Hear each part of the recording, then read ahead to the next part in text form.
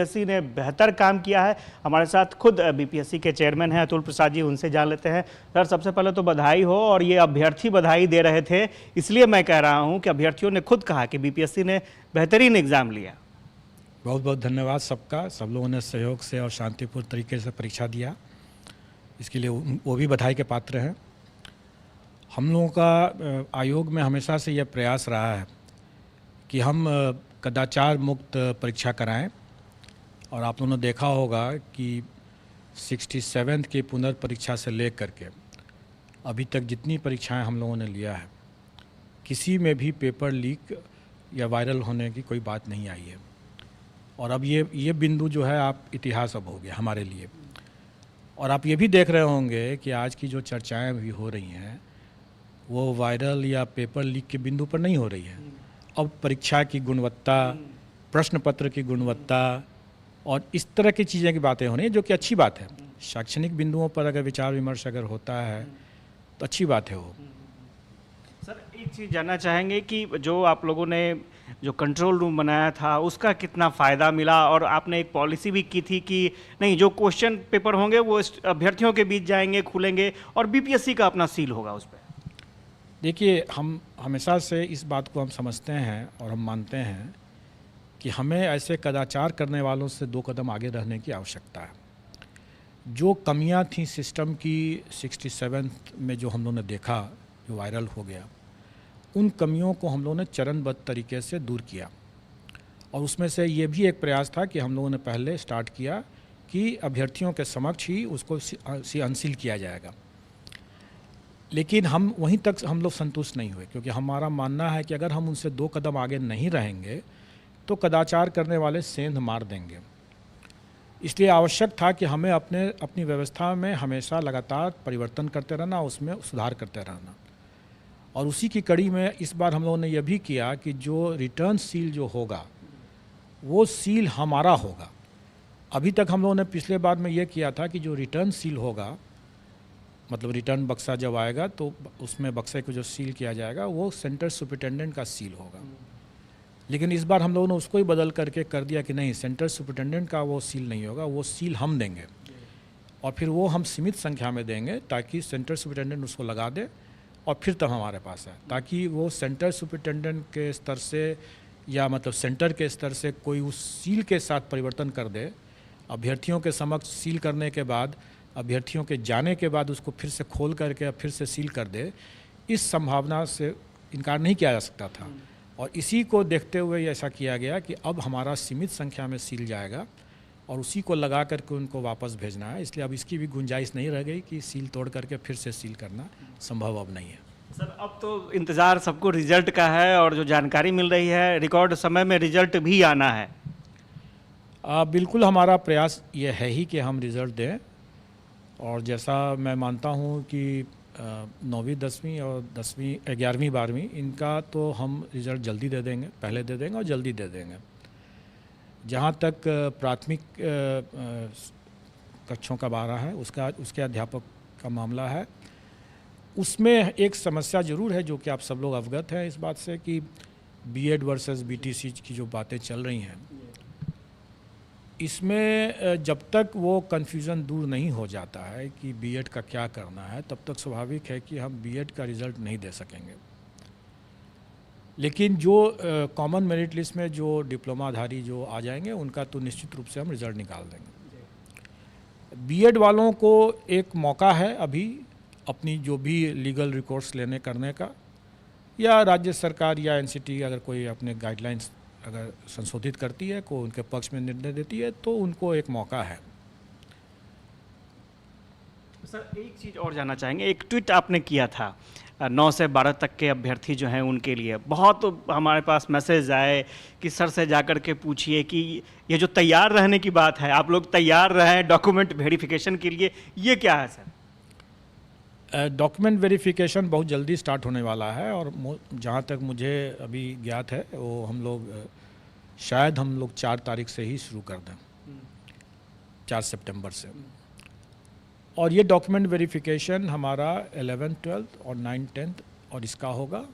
और इसी में दिव्यांगजनों का भी हम लोग मेडिकल कराएंगे। क्योंकि इसके बिना हम परीक्षा फल नहीं दे सकते हैं। और स्वाभाविक है कि इसमें चूँकि ये ST वाले हैं इसमें, इसलिए सबके सब मैं समझता हूँ कि इसमें बिहार के ही निवासी होना चाहिए।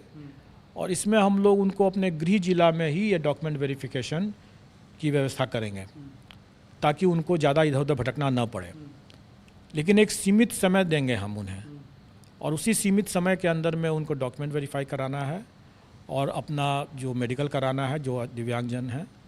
और अगर उसमें कोई मेडिकल में अगर उनको रेफ़र किया जाता है IGIMS में या किसी और हॉस्पिटल में, तो वहाँ उनको जा कर के इसको करवाना होगा, ताकि हम समय पर रहते हुए मतलब मेरा मानना है कि 15 सितंबर तक अगर सब कुछ अपनी योजना के हिसाब से चलेगा अगर, तो 15 सितंबर तक इन लोगों का मैं परीक्षा फल देने की स्थिति में रहूँगा। और जहाँ तक प्राथमिक की बात है वो मैंने पहले ही बताया कि उनका डॉक्यूमेंट वेरिफिकेशन भी हम लोग स्टार्ट कर देंगे, और लेकिन उसमें थोड़ा टाइम लगेगा। तब तक प्राथमिक के अलावे जितने लोग हम लोग कर चुके रहेंगे। तो प्राथमिक वाले में थोड़ा सा विलम्ब है, और विलम्ब का कारण एक तो यह है कि उनकी संख्या बहुत ज़्यादा है और उसमें हमें कई तरह की चेकिंग करनी है। और दूसरा जो BEd वर्सेस BTC का भी एक मुद्दा है। इसलिए इन सब को ध्यान में रखते हुए मेरा मानना है कि उनका डॉक्यूमेंट वेरिफिकेशन में थोड़ा टाइम लगा। मैंने अपने पिछले प्रेस कॉन्फ्रेंस में ये कहा भी था कि 20 से 25 के बीच के आसपास में मेरा मानना हो सकता है, उससे पहले भी हम लोग स्टार्ट कर सकें, लेकिन लगभग वही समय रहेगा। सर, कट ऑफ को लेकर के काफ़ी जिज्ञासा है अभ्यर्थियों में, उसके बारे में क्या कहेंगे? कट ऑफ के लेकर के हमेशा से ये जिज्ञासा लोगों को बनी रहती है, लेकिन मेरा मानना है कि अगर आप कुछ एक विषय को अगर छोड़ दें,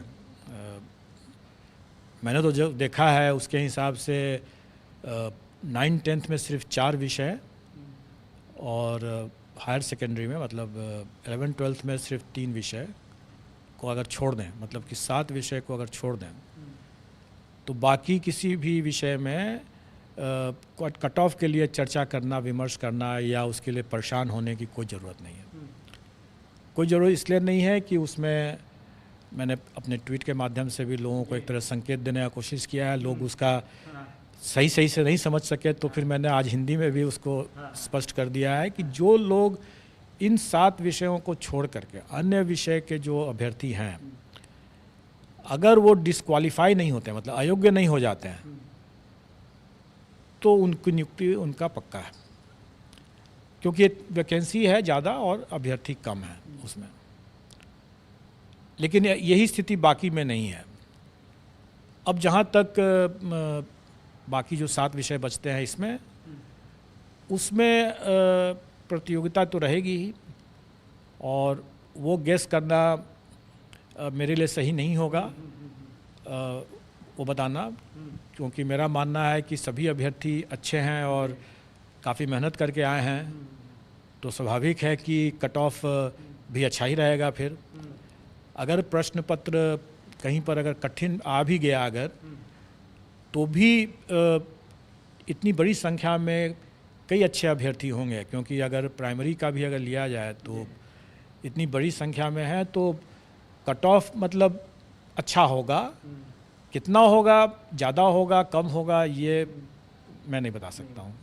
चलिए, बहुत बहुत शुक्रिया सर।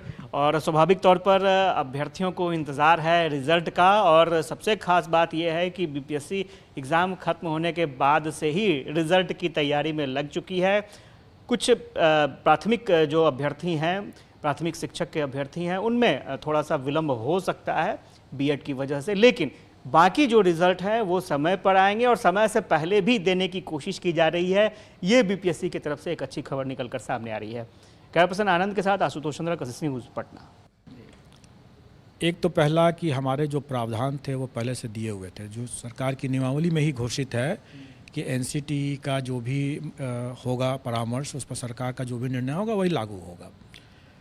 तो अगर वो परिवर्तित हो जाता है तो वो परिवर्तित हो ही जाएगा। दूसरा कि माननीय सर्वोच्च न्यायालय का जो निर्णय है वो एक तरह से फोर्स मैज्योर कंडीशन है। फोर्स मैज्योर कंडीशन का ये है कि जो बाहरी कारणों से अगर जिस पर मेरा नियंत्रण नहीं है, अगर उन कारणों से अगर कोई स्थिति उत्पन्न होती है तो उसमें हमें वापस करने का कोई प्रश्न नहीं उठता। ये तो मैंने कानूनी बात बता दिया कि हमें वापस करने का कोई प्रश्न नहीं उठता। लेकिन मेरा दूसरा पॉइंट यह है कि किसी ने वापस के लिए पैसे की मांग भी तो नहीं किया, किसी ने पैसे वापस नहीं मांगा।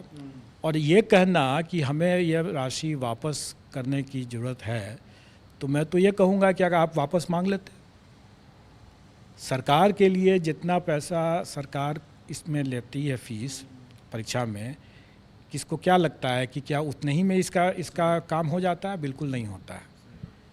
ये सारी की सारी राशि जो है राज्य सरकार के खाते में जाती है और राज्य सरकार इससे कहीं ज़्यादा दोगुना तिगुना खर्च करती है इस परीक्षा को आयोजित करने के लिए। और राज्य सरकार के लिए अगर मान लीजिए कि अगर 1 लाख कैंडिडेट अगर बोलें कि हमको पैसे वापस कर दें, कर दिया जाएगा। सरकार के लिए कोई बहुत बड़ा रकम नहीं है, लेकिन अभ्यर्थियों के लिए कोई भी ये समझना होगा कि ये मांग करते हैं वो, तो क्या वो अपना रेस से बाहर होने के लिए तैयार थे? क्या वैसे बीएड अभ्यर्थी जो इस बात की मांग करते हैं, मीडिया पर मांग जरूर किए हैं, किसी ने ऐसे मांगा नहीं है पैसा, लेकिन अगर आप वो खुद भी सोचें, और मैं समझता हूँ कि उन्होंने खुद सोच ही लिया था और इसीलिए उन्होंने लिखित में मांग नहीं किया था कि अगर हम इस रेस से बाहर हो जाते हैं तो उनका सभी रास्ता बंद हो जाता है। फिर ऐसे तो रेस में हैं तो शायद कुछ संभावनाएं हैं। तो मैं समझता हूँ कि ये सिर्फ मीडिया के लिए उन लोगों ने ऐसी बातें किया और तरह तरह की अटकलबाजी करते रहते हैं, ये बहुत गलत है। और ऐसे चीज़ों को मैं आपको बता दूं कि ऐसे एक अभ्यर्थी के मामले में हम लोगों ने उससे कहा भी, हम लोगों ने देखा उसके इस तरह की मांग मीडिया पर आई, सरासर बीपीएससी को बदनाम करने की इस तरह की गलत सलत बात बोले, हम लोगों ने उसको नोटिस कर दिया और नोटिस में उसने रोते हुए उसने लिखित माफ़ीनामा दिया है। तो मैं सब लोगों से ये बात कहना चाहूँगा कि एक आप ऐसी कोई बातें न करें जो बाद में जा कर के आपको नुकसान पहुँच जाए। मैंने पहले भी और हमारे आयोग ने भी इस बात को प्रकाशित किया हुआ है कि कोई अमर्यादित बातें कहते हैं, आप अभ्यर्थी हैं इसलिए कि आप राज्यकर्मी बनना चाहते हैं, और राज्यकर्मी की गरिमाओं और मर्यादाओं का अगर आप उल्लंघन करते हैं तो हम ऐसे अभ्यर्थियों की अनुशंसा कतई नहीं करेंगे। और आजकल आप लोगों ने देख ही लिया कि फेशियल रिकॉग्निशन का ज़माना है। फेशियल रिकॉग्निशन से हम लोगों ने कई लोगों को चिन्हित किया है। हमारे लिए बहुत आसान है कि जो मीडिया पर जो लोग आकर के गलत सलत बात बोल के चले जाते हैं, वो समझ कर रहे हैं कि सब पर नज़र है। और हमारे सिस्टम के हिसाब से, जैसे मैंने बताया कि एक अभ्यर्थी को हम लोग नोटिस भी दिया और उसने माफ़ी भी मांगा है, हम सबको कर सकते हैं, सबको कर सकते हैं। जिनकी जो भी मेरिट लिस्ट में अगर आ जाते हैं, अगर हम उन पर पकड़ करके हम उनके उस कारण परीक्षा करके उनको